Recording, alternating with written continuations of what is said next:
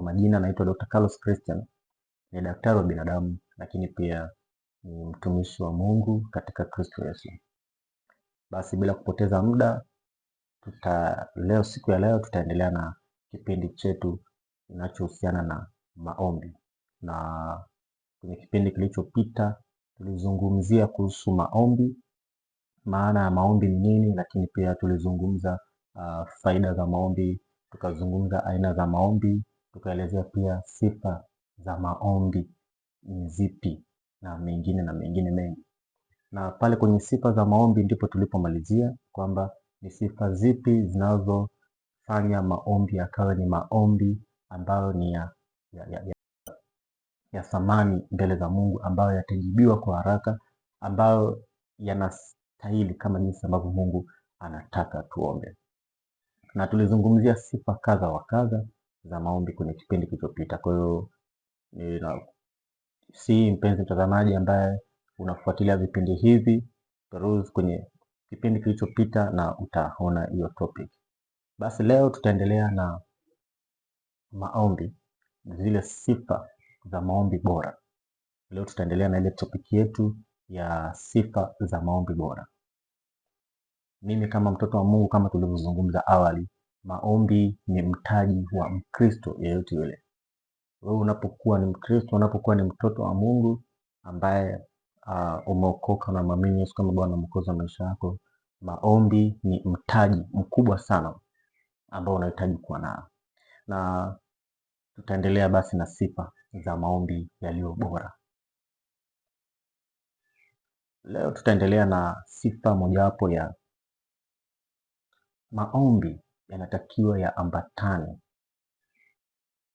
au unapofanya maombi lazima uhakikishe kwamba wewe ni msafi au mtakatifu mbele za Mungu.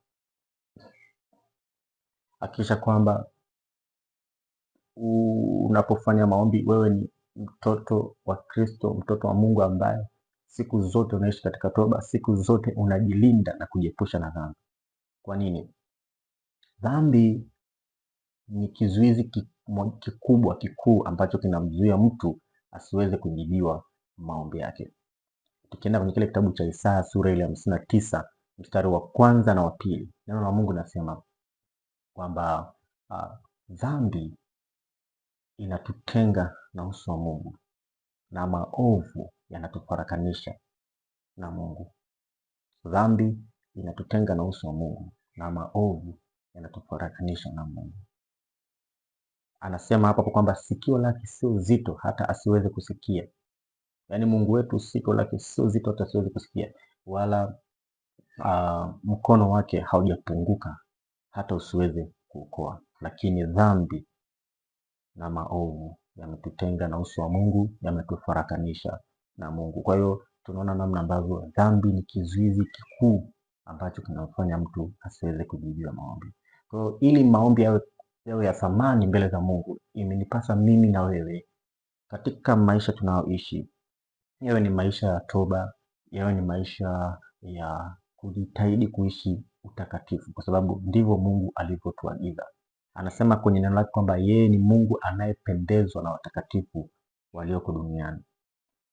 Ukienda kwenye kitabu kile cha Kumbukumbu la Torati sura ile ya 23 mstari ule wa 14, Mungu mwenyewe anasema pale kwamba kituo changu, yani mimi kama mtoto wa Mungu, kituo changu kinatakiwa kiwe kitakatifu, ili Mungu anapokuja kunijibu maombi, anapokuja kunipa msaada wa kuniondoa katika taabu na dhiki na mambo ambayo nilikuwa nimeshamuomba kabla, ili aweze kuwaondoa pia na maadui zangu, aweze kuwaondoa mbali. Anapokuja kunijibu sasa ili kunisaidia, anasema kituo changu akikute ni kitakatifu, ili asije akageuka na kuniacha. Rejea kwenye hilo neno Kumbukumbu la Torati sura ile ya 23 mstari wa 14. Mungu anasema kwamba tuwe watakatifu siku zote, ili Mungu anapokuja kujibu yale maombi kwa wakati wake, basi anaponijilia mimi anikute bado ni msafi na mtakatifu, ili asije akageuka na kuniacha. Bwana Yesu asifiwe. Kwa hiyo tumeona sasa hapo kwamba kuishi maisha ya toba, maisha masafi mbele za Mungu yanathaminisha maombi yako kwa Mungu, yanathaminisha maombi yetu kwa Mungu. Kwa hiyo ni sifa mojawapo kuu ya maombi yaliyo bora, yaani anayeomba lazima awe katika hali ya usafi na utakatifu. Twende kwenye sifa nyingine ambayo inafanya maombi yetu yawe bora mbele za Mungu. Sifa nyingine ni unyenyekevu. Sifa nyingine ya maombi ni kwamba mwana maombi lazima awe ni mtu mnyenyekevu mbele za Mungu. Kwa nini? Unyenyekevu ni ile hali ya kushuka, ni ile hali ya kuruhusu kufundishwa, ni ile hali ya kuruhusu Mungu atawale, Mungu afanye yeye mwenyewe. Kwa hiyo unyenyekevu, neno la Mungu nasema kwenye kile kitabu cha waraka wa kwanza wa Petro sura ile ya 5 mstari wa 5 na mstari wa 6 pale anasema kwamba Mungu huwapinga wenye kiburi, bali huwapa wanyenyekevu neema. Mungu huwapinga wenye kiburi, bali huwapa wanyenyekevu neema. Kwa hiyo unapoenda mbele za Mungu, unafanya maombi, unapoomba kwa Mungu, jitahidi kuwa ni mtu ambaye ni mnyenyekevu. Sio wakati wa maombi tu, yani maisha yako yao ni maisha ya unyenyekevu, ili hata unapoenda mbele za Mungu asikupinge, kwa sababu amesema kwenye neno lake kwamba yeye huwapinga wenye kiburi, bali huwapa wanyenyekevu neema. Na nisizame sana hapo, lakini neno zuri tunalipata kwenye kile kitabu cha Nyakati wa Pili sura ile ya 7 mstari wa 14. Nyakati wa Pili, Mambo ya Nyakati wa Pili sura ile ya 7 mstari wa 14. Mungu anasema katika neno lake pale kwamba ikiwa watu wangu walioitwa kwa jina langu wakijinyenyekesha na kuomba, nami nitasikia kutoka mbinguni na kuwajibu maombi yao. Kwa hiyo kwenye ile neno tunaona jinsi ambavyo Mungu ametanguliza, akasema kwamba kinachotangulia ni unyenyekevu, lakini inaambatana na maombi. Kwa hiyo ikiwa watu walioitwa kwa jina la Mungu, mimi na wewe tulioitwa kwa jina la Mungu, imetupasa tunapoenda katika maombi tuwe ni watu ambao ni wanyenyekevu. Tukijinyenyekesha na kuomba, ndipo Mungu anapothamini yale maombi na kujibu maombi yetu. Hiyo ni sifa ya pili kwa siku ya leo ambayo inafanya maombi yetu yawe bora mbele za Mungu. Lakini twende kwenye sifa nyingine. Sifa ya tatu ni jifunze sana kutumia jina la Yesu na damu ya Yesu katika maombi yako. Jifunze sana kutumia jina la Yesu na damu ya Yesu unapofanya maombi kwa Mungu. Kwa nini? Neno la Mungu linasema katika kile kitabu cha Yohana Mtakatifu sura ile ya 14 mstari wa 14. Neno la Mungu linasema kwamba tukiomba jambo lolote kwa jina la Kristo litajibiwa. Tunapoomba kitu chochote kile kwa Mungu kwa kutumia jina la Yesu, yeye anasema atajibu. Amesema katika neno lake, hilo halina mjadala wala explanation, kwamba anasema kwamba tukiomba, ni kitabu cha Yohana sura ya 14 mstari wa 14, tukiomba jambo lolote kwa jina la Yesu, yeye atafanya. Bwana Yesu asifiwe sana. Lakini tukienda kwenye Matendo ya Mitume sura ile ya 4 mstari wa 12, neno la Mungu linasema kwamba jina la Yesu ndio jina pekee tulilopewa sisi wanadamu kuokolewa. Kwa hiyo ili maombi yawe successful, nitumia sana jina la Yesu. Tumepewa jina la Yesu, hatujapewa jina jingine la kutumia ili kutuokoa, ili kutusaidia katika kufanikisha hata katika maombi. Tumepewa jina la Yesu. Lakini kingine nikasema damu ya Yesu, vinaambatana pamoja. Damu ya Yesu. Damu ya Yesu ni sadaka. Maombi lazima yaambatane na sadaka. Zipo sadaka mbalimbali na damu ya Yesu ni sadaka mojawapo. Hii ni sadaka ya kiroho ambayo Mungu ametupa tangu Kalvari, kwamba sadaka hii tutakuwa tunaitumia ili kufanya upatanisho, ili kufanya tukapate kukubalika mbele za Mungu. Kwa hiyo sadaka ya damu ya Yesu inatoa kibali mahali yale maombi yaweze kusikiwa na Mungu. Kwa hiyo tunapotumia damu ya Yesu kwenye maombi, tunatumia kama sadaka. maana hatuna sadaka nyingine ambayo tunaweza tukatoa inayozidi damu ya Yesu. Tunapotoa fedha zetu, tunapotoa mazao yetu kama sadaka, ile inawakilisha ile damu ya Yesu pale msalabani. Bwana Yesu asifiwe. Kwa hiyo jifunze sana kutumia damu ya Yesu, kwa sababu neno la Mungu nasema kwenye kile kitabu cha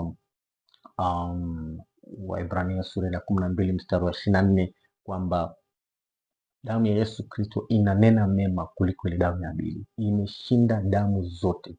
So hatuna damu nyingine ya kutegemea isipokuwa damu ya Yesu. Hata ukienda kwenye Ufunuo sura ya 12 mstari wa 11, neno la Mungu nasema kwamba wakamshinda yule adui Shetani kwa damu ya mwanakondoo na kwa neno la ushuhuda. Damu ya Yesu inatupa kuweza kushinda hata katika maombi tunayoomba. Kwa hiyo tumia jina la Yesu, tumia na damu ya Yesu. Asante sana kwa kunisikiliza mpaka hapo. Sifa nyingine ambayo itasaidia maombi yangu na wewe yawe bora mbele za Mungu, jifunze sana unapoomba maombi yako kwamba mapenzi ya Mungu ndio yatendeke. Jifunze sana kuomba mapenzi ya Mungu ndio yatendeke, wala sio mapenzi yangu wala sio mapenzi yako. Kwa hiyo jifunze sana kuomba Mungu kwamba mapenzi yake ndio yatendeke. Hiyo inafanya maombi yako yawe credible mbele za Mungu, kwa sababu Mungu mwenyewe ndiye amesema kwamba tunapoomba mapenzi yake ndio yatendeke. Hata kwenye ile sala ya Bwana neno la Mungu nasema kwamba kwenye Mathayo mtakatifu sura ile ya 6 mstari wa 9, neno la Mungu nasema kwamba tunapoomba sala ya Baba yetu uliye mbinguni, jina lako litukuzwe, ufalme wako uje, mapenzi yako yatimizwe. Kwa kila maombi tunayofanya lazima ujifunze kumkumbusha Mungu kwamba mapenzi yake ndio yatendeke wala sio mapenzi yetu. Hata Yesu alipouendea msalaba alipoomba Mungu, alipoona kwamba kuna ugumu wa kuendea ule msalaba, alitamani sana mwili wake ulitamani sana asiuendee ule msalaba kutokana na maumivu makali na hofu iliyokuwa imetanda. Akasema kwamba Baba, ikiwa kikombe hiki imefanyika vyema kwamba nisikiepuke, basi mapenzi yako ndio yatendeke. Kwa hiyo omba mapenzi ya Mungu yatendeke, na tunaiona ile kwenye kile kitabu cha waraka wa kwanza wa Yohana sura ya 5 mstari wa 14. Neno la Mungu nasema tukiomba jambo lolote sawa na mapenzi ya Mungu litatendeka. Tunapoomba tuombe mapenzi ya Mungu yatendeke. Waraka wa kwanza wa Yohana sura ile ya 5 mstari ule wa 14. Hiyo ni sifa nzuri ambayo itafanya maombi yetu kuwa bora mbele za Mungu. Lakini kingine ambacho kitafanya maombi yetu kuwa bora mbele za Mungu, tujifunze sana kuwa watu wa shukrani. Shukuru Mungu, shukrani. Mshukuru Mungu kwa maombi unayofanya hata kama Mungu bado hajajibu. Unapotoka kwenye maombi yako uliomuaddress Mungu, jifunze kumshukuru Mungu, aidha kwa maneno ya kinywa chako, hata kwa kutoa sadaka ya shukrani, kwamba Mungu, ninaamini kwamba wewe umetenda. Umuhimu wa kushukuru Mungu katika maombi ni kumuonyesha Mungu kwamba unamwamini, na imani yako unaifanya iwe katika hali ya matendo. Unapoifanya ile imani yako katika yale maombi ulioomba, unamwamini Mungu, unapoiweka katika matendo, ukatoa sadaka kwa mfano ya shukrani, maana yake ni kwamba unafanya ile imani yako inakuwa hai, na Mungu anapoona imani iliyo hai, ndipo Mungu anapoharakisha katika kujibu yale maombi. Kwa hiyo tujifunze sana kumshukuru Mungu katika maombi yetu. Kwa hiyo unaweza kutoa sadaka ya shukrani, na nilisema pale kwamba sadaka ya damu ya Yesu inawakilishwa na sadaka zingine ambazo tunatoa. Na wakati mwingine unapoomba au unapotoa sadaka kwa Mungu, kuna sadaka ya nadhiri. Sadaka ya nadhiri ni kama nilivyoeleza kwenye vipindi vilivyopita, ni sadaka ambayo unamwahidi Mungu kwamba ukifanya jambo hili mimi nitakutolea hiki. Kwa jifunze kwenye maombi yako kwamba jifunze kumwahidi Mungu kutoa sadaka ya nadhiri, lakini hapo Roho Mtakatifu ndio akuongoza. Mimi nakupa tu kwamba kuna kitu hiki na hiki ambacho wewe mwenyewe utaomba na Mungu atakuongoza kipi ambacho ni sahihi. Kwa kuna sadaka ya nadhiri ambayo unaweza ukaitoa ili fanya Mungu, ili Mungu anapokuja kufanya kile kilichomuomba, basi wewe unakuja kutimiza. Na unapomwahidi Mungu kutoa sadaka na nadhiri, yani umeomba ukasema, ukimaliza Mungu kunijibu hiki, nitakutolea sadaka. Nijifunze kuitoa ile sadaka bila kupoteza muda, kwa sababu sadaka na nadhiri ni sadaka nyeti, ambao ukishaomba na Mungu akajibu, lazima utoe ile sadaka, kwa sababu Mungu wetu sio mwanadamu hata aseme uongo, wala sio mtu hata ajute. Akisema amesema, na akifanya amefanya. Kwa hiyo hatuwezi kumfanya Mungu kuwa mwongo. Yeye akijibu, jifunze kutoa hiyo sadaka ambayo ulimwahidi Mungu. Hizo ni baadhi ya sifa ambazo zinafanya maombi yetu kuwa bora. Nikushukuru sana mpenzi mtazamaji kwa kuweza kufuatilia mwendelezo wa kipindi hiki. Ninaamini kwamba umebarikiwa, lakini ukipata muda jifunze pia kupitia hivi vipindi mara kwa mara. Unaporudia ndipo unapozidi kuelewa na kupata kitu, lakini Roho Mtakatifu pekee ndiye akuongoze, akufundishe zaidi.